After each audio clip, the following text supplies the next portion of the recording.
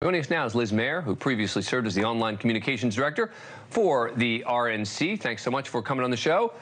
Appreciate it. Thanks for having me. Look, the Koch group, doesn't do this because they view it as a lost cause, right? I mean, they wouldn't be devoting this kind of time and money to a candidate that is clear to them is going to come up short, right? Right.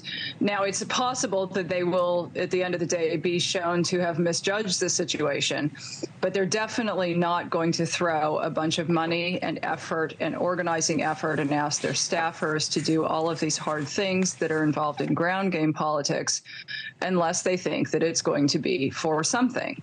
So that is clearly a calculation that they've made. And I think based on a lot of what you just ran through, I think there is a plausible case for it. I do not think it is an obvious case. I do not think it is sewn up. I think there are a ton of variables. I don't think she has an easy pathway to any of this, but there is a pathway. I think they've identified it.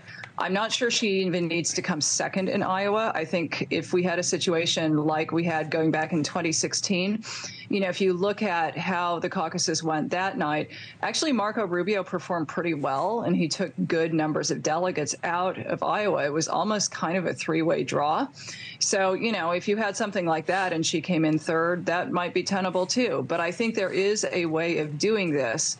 It's just really difficult, and we're in an environment and the type of political contest here that nobody, so far as I'm aware in my lifetime, has ever even fathomed or contemplated. So you would agree that those who are writing off any serious challenge for Donald Trump are writing it off too early? Yeah, I mean, at the end of the day, amongst other things, we don't know what's going to happen with any of those court cases or the trials or how people are going to respond once that really gets moving. OK, we've just never had anything like that in history. There is no available data or blueprint to refer to. So we don't know that. You're dealing with, OK, he's not as old as Biden, but he's pretty frickin' old. He's been off the scene for several years. All the stuff where people are remembering him being more on the ball and having more mental acuity. We're like 4 years past that at this point, guys.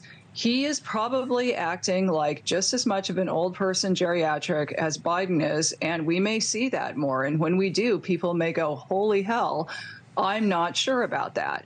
That is the one thing that when I talk to hardened Trump voters who are very committed to him, when I say, well, yeah, but if you saw more stuff like with him having trouble navigating the ramp, how would you feel? That's the one thing that gives them pause.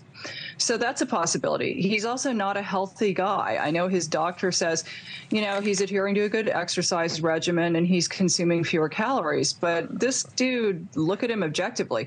He may not look like he's, one prime rib dinner away from a heart attack the way that Chris Christie does, but maybe he's like 3, right?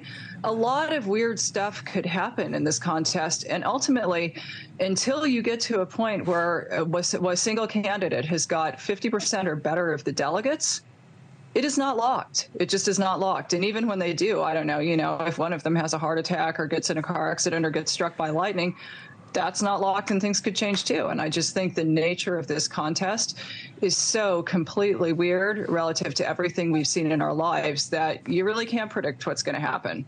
Yeah. Liz Mair, good to see you. Thank you. Thank you. Thank you for watching. Go to newsnationnow.com to find NewsNation on your cable provider. And don't forget to click the red subscribe button below to get more of NewsNation's fact-driven, unbiased coverage.